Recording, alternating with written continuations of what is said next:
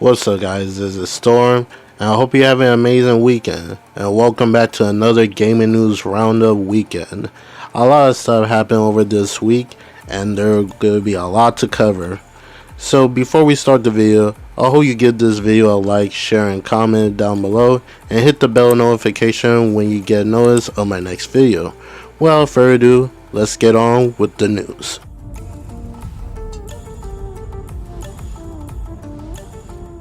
There have been a lot of rumors and speculations of what's going on with the God of War franchise.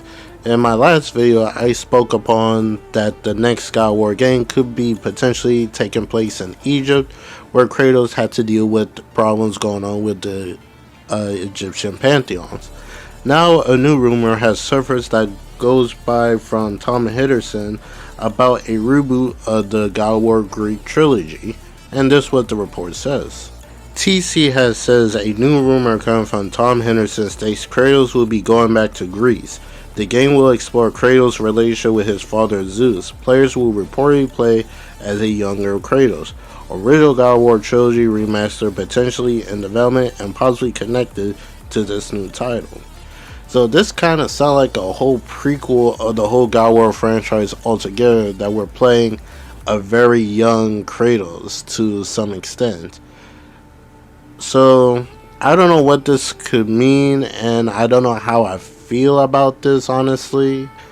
But as of right now, since it's just a rumor, take it with a grain of salt, because so far we haven't seen any rumors of this game or the one that Kratos could be dealing with the Egyptian pantheons. Until we hear anything from Santa Monica Studios, we're just got to wait and see at this point.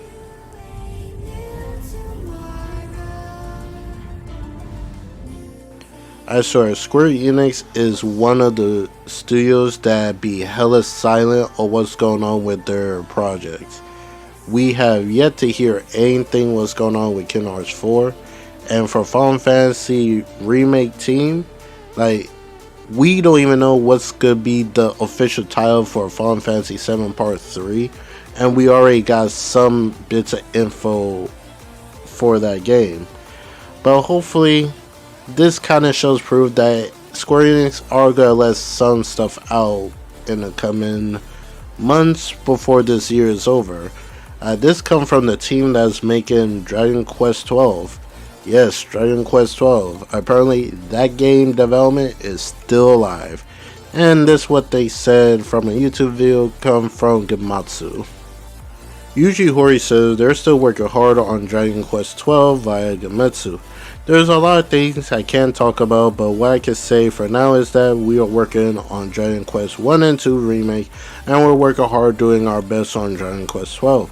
Hopefully we'll be able to share more info little by little. And honestly, if this never came out, I totally forgot about Dragon Quest 12, but it's good to hear that they're still working on the game, and they're working on two other projects, which is the remake of Dragon Quest 1 and 2, so at least they put out there that they're still working hard on it, and they hope they could put out some info. And honestly, I kind of hope for the same thing for the Kingdom Hearts 4, because was it like 2022 or 2021 they showed off the trailer for Kingdom Hearts 4, and we haven't heard anything about that game since. And whenever, I do feel bad for the Kingdom Hearts fan base, because every single time some type of gaming event happen, it basically gets to the point everybody just put on the clown makeup, because we're not getting no type of Kingdom Hearts appearance at this event. And so far, Square Enix have not really popped up in any event lately. Like, you would think the partnership that they have with Sony for a long time, they would at least would have some appearance for anything like PlayStation State of Play or the Game Awards and stuff. So a lot of people are hoping that Kingdom Hearts wouldn't make an appearance there. But if they're willing to just do this wait approach, that they're working behind the scenes on the game, and they want to be confident that the game is going to come out at this particular time in a good state, like no hitch, no bugs or anything like that. And once they're 100% confident that they're gonna make that deadline, then they'll start dropping the marketing, like here trailer 1, here trailer 2, here's the pre-order trailer, then the launch trailer. And they're going with that plan, and I don't mind at all, because you do run risk of announcing a game early and everybody just could be like, what's going on with that game? Is that game still coming out? Is it canceled? Is it delayed? Or what's going on? And that just caused a whole bunch of headaches. So if I'm right, if Square Enix is doing that approach with Kingdom Hearts 4, then yeah, I prefer that way.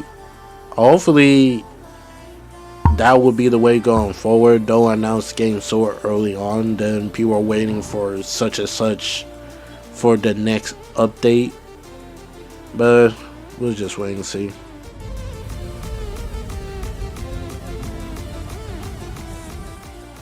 Hideo Kojima has announced he gonna have a special panel on March 9th at the SXSW 2025 talking about Death Stranding 2 on the beach.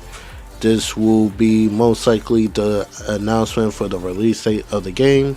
So if you're excited for Death Stranding 2, tune in and check out to see what he has to show.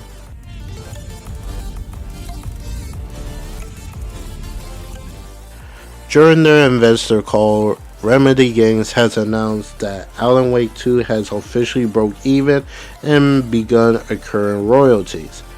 They also said Max Payne 1 and 2 Remake is making steady progress in full production as they head towards key objectives with publisher Rockstar Games. Control 2 will begin full production this month.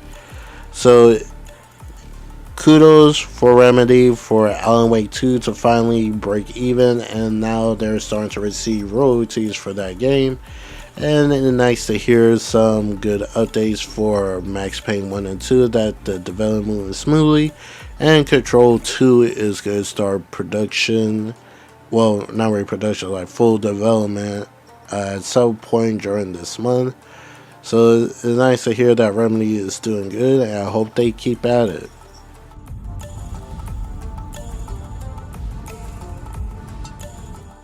Speaking of investments, PlayStation has announced their quarter for last year, and they have now announced that the PlayStation 5 console have hit 75 million sold, and another milestone for the PS5.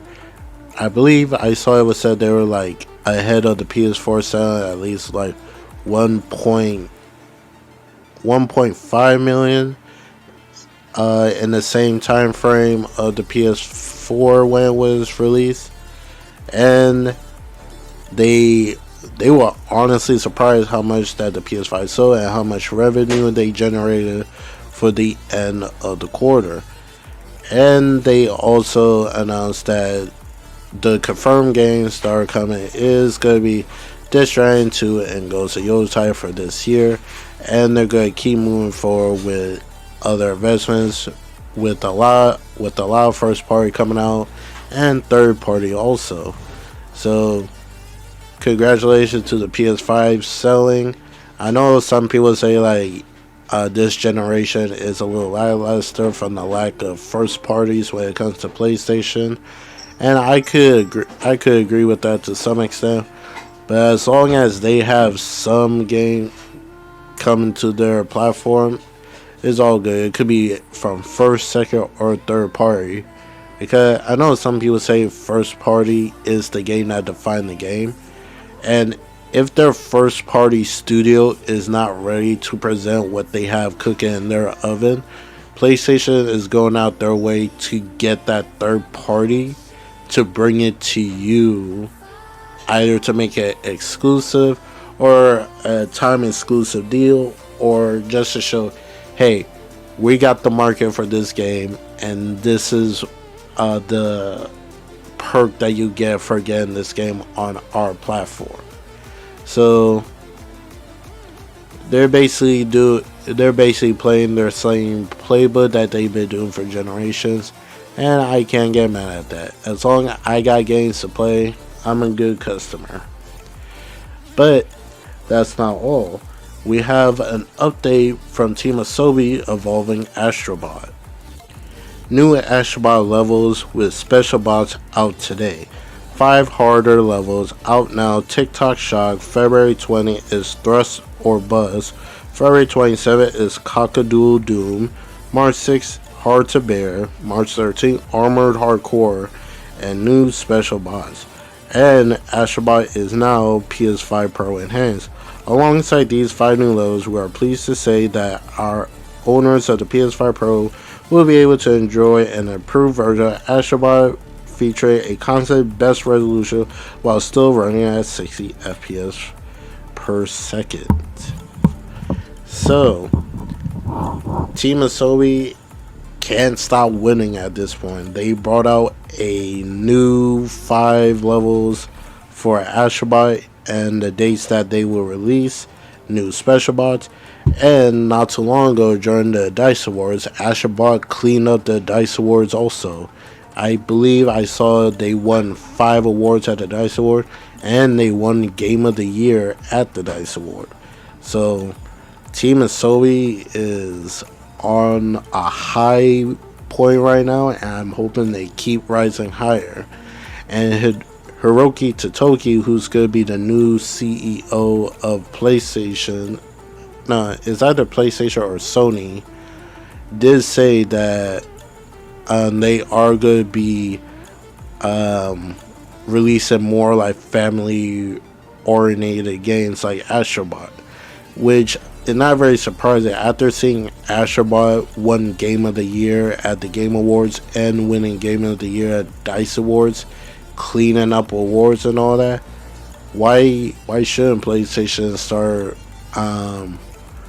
focusing on family oriented games also? Like, that's like Nintendo bread and butter right there when it comes to their Mario games. So Sony gonna try to take a crack and try to get that family type fan base also.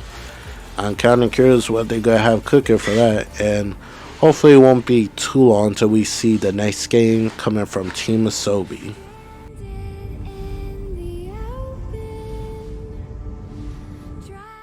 During this week, PlayStation had their first day of play in the year of 2025 that happened on February 12th. In this section of the video, I'm going to rate the state of play, and I'm going to go over each game that was shown during the state of play. I'm going to rate each game by giving them either 4 choices of how I feel about the game. 1 will be a day 1, 2, wait and see, 3, wait for a sale or discount, and 4 will be a pass. So, with that being said, let's go over PlayStation State of Play. To kick off the start of the PlayStation State of Play, they showcased Monster Hunter Wilds, announcing that they're having a first post-launch title update. Following this update, Monster Hunter Wilds will be PS5 Pro Enhanced in a day 1 patch, and they also showcased some updated monsters that be coming in the later year. The first monster that is going to be coming, called Mitsamune, which will release sometime during the spring, and some event quests, and another mystery monster that they have that's coming out sometime in the summer. Monster Hunter Wilds is going to be an amazing game, and not really much for me to say about this game, besides the fact it's already a day 1 buy, with my pre-order already set. The next game that they show of at State of Play is a returning franchise from Sega and teamed up with a studio called Lizard Cube, and the game is Shinobi Art of Vengeance, that is set to release August 29, 2025 on PS4 and PS5, but I believe this is also coming out for the Xbox and PC. When I first saw this game, it does look very interesting, even though I don't really play 2D platformers. But you never know, this game definitely piqued my interest on how the gameplay looks, and I'm gonna rate this game as a wait and see, just in case my hype for it either go up or down leading up to the release. So that is Shinobi Art of Vengeance. Now we're up to Sonic Racing Cross Worlds. and this game looks absolutely amazing.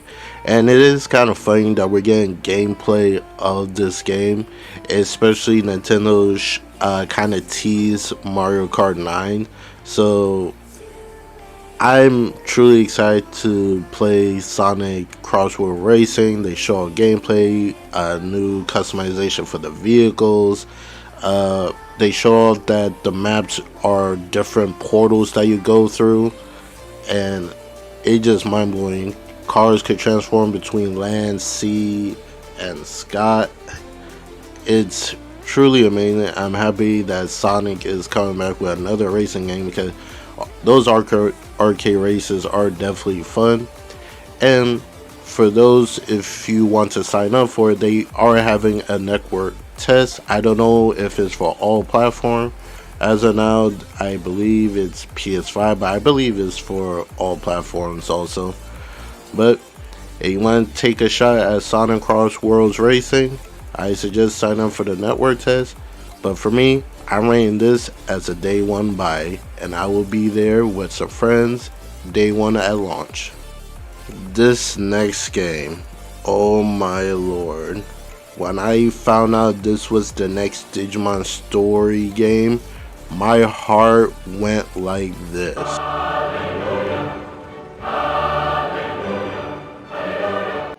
If you haven't played any of the Digimon story games, you are definitely missing out. But anyway, this next Digimon story is focusing on the Olympic 12. If you don't know who the Olympic 12 are, I did a video of them a while back for you guys to check out if you want to learn more about them. But to simplify them, they are Digimons that are based on the Greek pantheons. And the reason why I said they're based off the Greek pantheon, because of this Digimon right here is the champion level of Jupitermon, which is supposed to be the Digimon that were representing Zeus. So I probably will do a video talking about this next Digimon story and what we could expect. But as of now, this game is 100% day one, and I'm ready for this game to launch this year in 2025. Besides the next Digimon story, this is another game I've been waiting for since it was announced in 2016, and that is Lost Soul Aside. And I believe this is Yang being first being shown in a PlayStation event that's not the China Hero Project. So kudos to him for putting in that work. He been working on this game by himself at first when he first revealed this game, but along the way he got a proper team, and Sony loved it and they started helping him fund the game ever since then. But we're finally here with the release date for Lost Soul Aside, which is set to release May 30th and pre-order go live on the 19th. And good god, the different environments, the gameplay, the hack and slash are back with Phantom Blade 0 and Ninja Gaiden 4 and a couple of others. Man, but we're not talking about that right now. We're focused on Lost Soul Aside. This trailer looked amazing with the different battles and the different environments we get to explore. And you best believe, day one official with a stamp of approval. And I'll be either recording or live streaming this game when it goes live. During the state of play, they had a couple more game announcements. One of the announcements was Like a Dragon Pirate Yakuza in Hawaii is getting a demo that is out right now that came out on Friday. I do like the Yakuza series. Don't know if I'm going to try out the demo for the Pirate in Hawaii, but for what I saw, it does look very interesting. But at this point, I'm going to put this as a wait and see. This is going to be short. Dave the Diver has announced a DLC collaboration with Ichiban Holiday that is set to come out in April. And since I never played any of the Dave the Divers game, this for me is going to be a pass.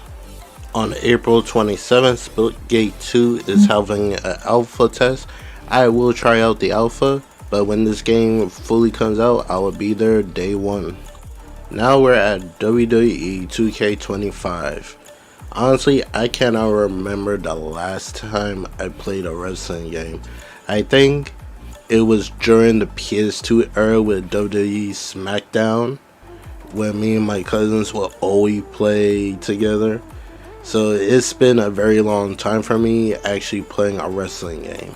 And in the state of play, they showed out that WWE is gonna get like an island, something called the island, which is kind of looks like what NBA 2K does with their what is it called, like the courts or something like that.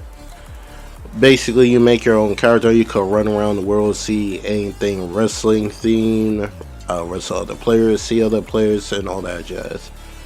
So, what I can say about this, I could definitely see a whole bunch of microtransactions when it comes to the island, but overall, WWE is gonna be a pass for me. For the fans of murder and looter shooter, Borderlands 4 has a brand new trailer, which in my opinion is better than the last trailer. This trailer shows off the gameplay mechanics of the new Vault Hunters and their new abilities. Still unknown who are the names of the Vault Hunters or what the story is portrayed, which, depending how you feel on it, is a good or a bad thing. But the game is set to release September 23, which in my opinion is very interesting when it comes to the situation with GTA 6. Because if you recall in my last video, Take-Two has said that the game for GTA 6 is set to come out after Mafia the Old Country, which, if I remember right, doesn't have a release date yet, but it's set to come out before Borderlands 4. But now we got the release date for Borderlands 4.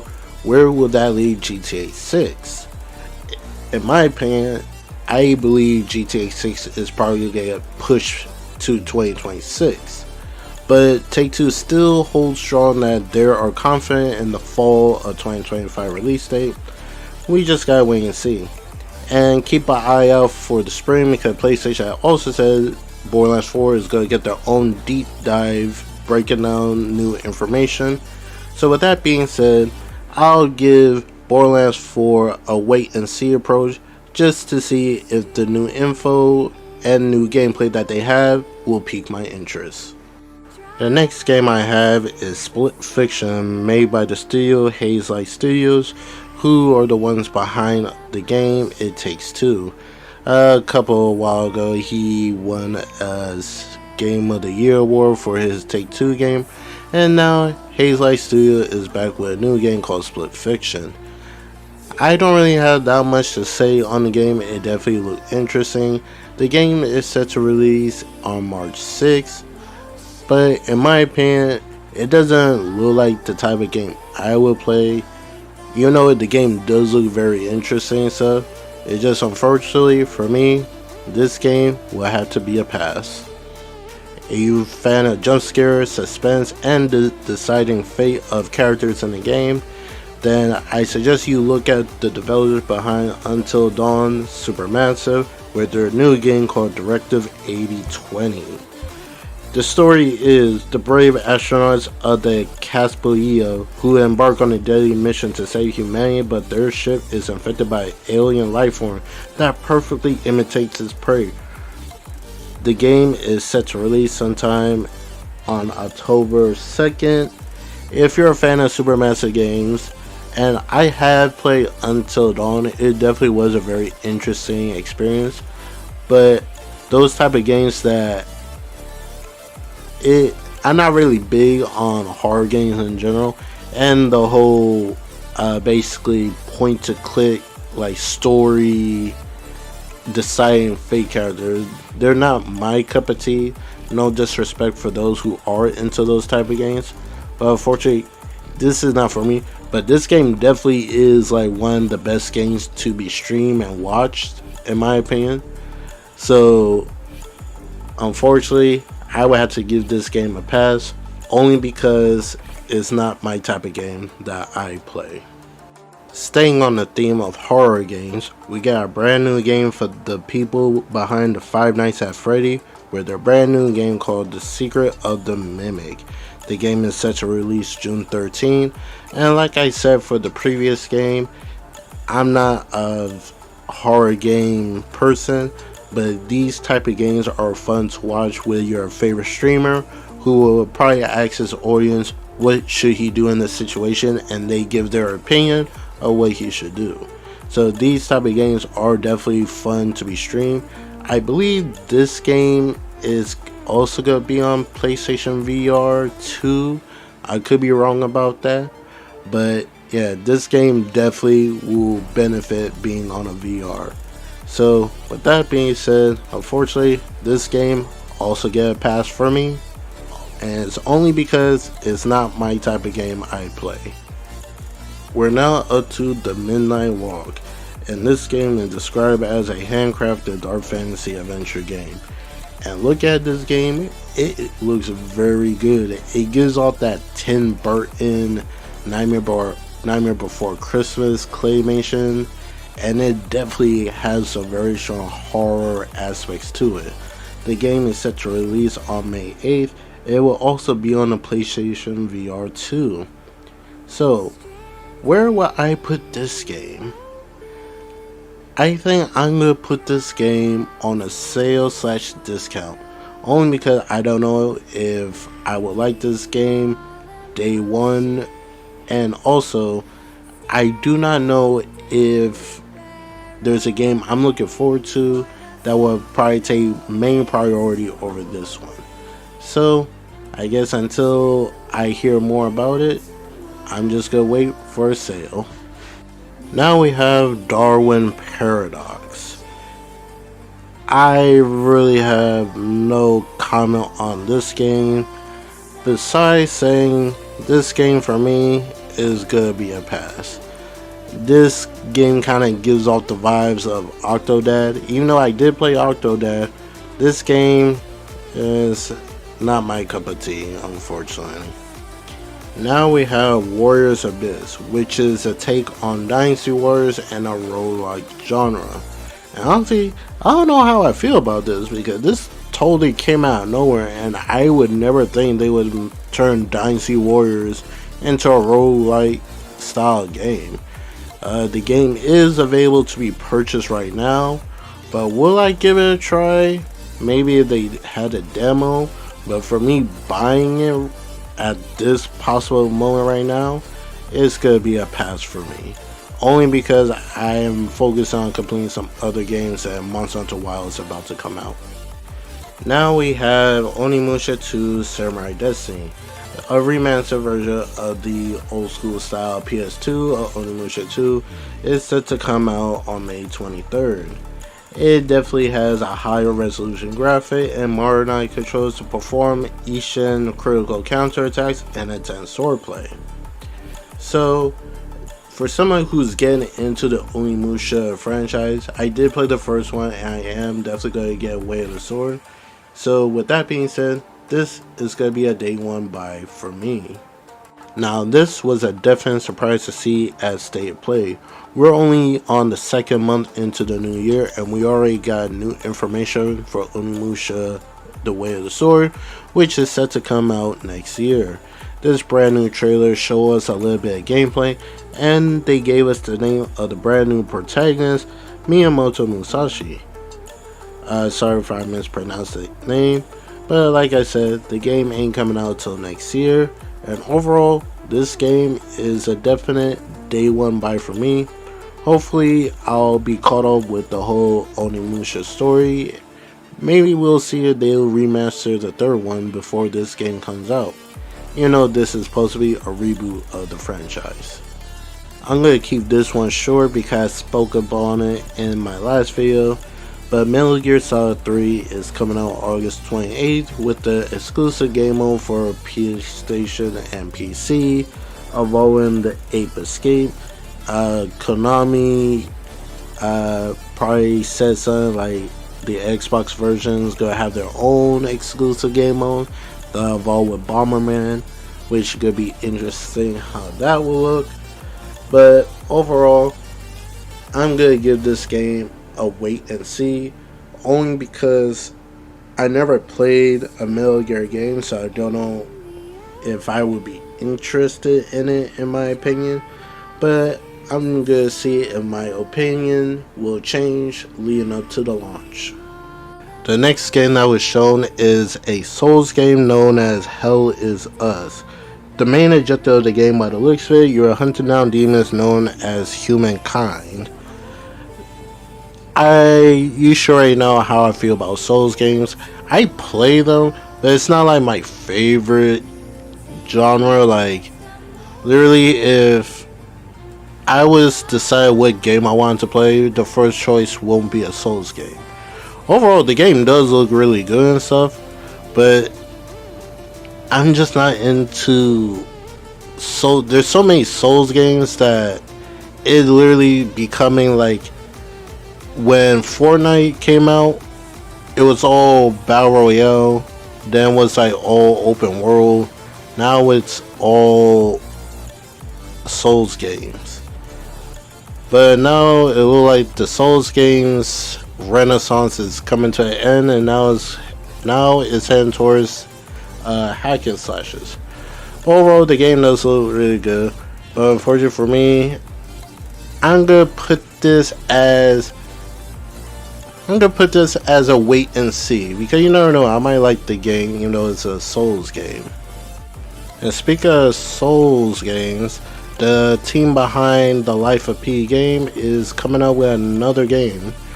Funny enough, I actually thought at first glance, I thought this was a DLC, but apparently this is a prequel called Lies of P Overture. This game does not have a set release date, but you don't know, Life of P is basically a Souls game based around basically Pinocchio. This game had been regarded as one of the very good Souls games that came out, I want to say, was it last year or the year before? But this game does have a very strong fan base, and I never got around to play it. Maybe I will, who knows. It all depends on what game I'm playing and if I'm going to put it on to pick this up. But overall, Life of P is coming out with a prequel game, and I'm gonna put this as a wait and see also, because you never know, I may not like the Souls game genre, but I do play them from time to time. This next game is very unusual. When I first saw it, it's made by the studio called Pixel Junk, and the game is called Dreams of Another. I honestly don't know what's happening in this game that looks like bubbles and stuff. I honestly don't know. The game is available to be wishlist now, but looking at the trailer, it looks like you shoot to build stuff instead of destroying it, which is a very interesting concept, but unfortunately probably not something that is for me. There's probably a certain fan base out there that would be into this, but unfortunately not for me. So this game will be a definite pass. I'm honestly not surprised that this game made an appearance. It was heavily rumored it was going to be at the last day of play, but it didn't. But overall, Days Gone Remastered is coming for the PS5, will be PS5 Pro Enhanced, and also launch on PC with a whole bunch of new bells and whistles on April 25th. I did enjoy my time with Days Gone. The story was whatever, but the amount of hordes and infected animals, they were fun to battle against. But overall, this will be a pass for me. There's a $10 upgrade if you want to get it, but since I already beat it, I don't really need to replay it again. Alright, the next game that was shown off is Stellar Blade is getting a collaboration with Goddess of Victory Nikki DLC, which you get cosmetics from the app game, and is set to come out in June along with PC. I'm gonna be hopping back for Stellar Blade when this game comes, so that'll be a day one for me. For this part, I'm not gonna give a rating only because they're just talking about the PlayStation Plus game catalog additions for February 18. For the catalog, you're going to be getting Star Wars Jedi Survivor, Top Spin, 2K25, Lost Records, Bloom Rage, Tape 1. Also coming to PlayStation Plus over the next few months, you got Abodic Factor, Blueprints, Armor Core Project Phantasma, and Armor Core Master of Arena. All this stuff will be coming around late February, so most likely to start February 18. So if you're into those type of games, especially when it comes to the old classic Armor Cores, there you go. So like I said, this one doesn't deserve a rating. Now we're up to one of the top announcements from this state of play. It's a brand new Chinese developed game, and it's called Tides of Annihilation. To give like a short summary, you basically play as a girl named Gwendolyn. When the streets of London are engulfed by an outworld invasion, the only survivor discovers a mysterious power to command the legendary Knights of the Round Table. And the description that I managed to find is driven by vengeance and desperate need to save her sister, she embarks on a high-stakes journey across two worlds, a shadow modern London and a mythical Avalon. So you play as this character, Gwendolyn, basically, and you use the power of the Knights of the freaking Round Table. Like, how cool is that? And IGN did showed off a 11 to 12 minute gameplay to show us of a little bit of a boss fight and what can Gwendolyn do when it comes to movesets and stuff, and it looks phenomenal. I don't need to say more for this game. It's already day one stamp on it. So far we don't have a release date for when this game could potentially come out. I will want to say most likely next year, but good God, I swear, Chinese developers, they are batting 100. They've been on fire lately, and I cannot wait to see more what this game got for us. Next, we have Metal Eden.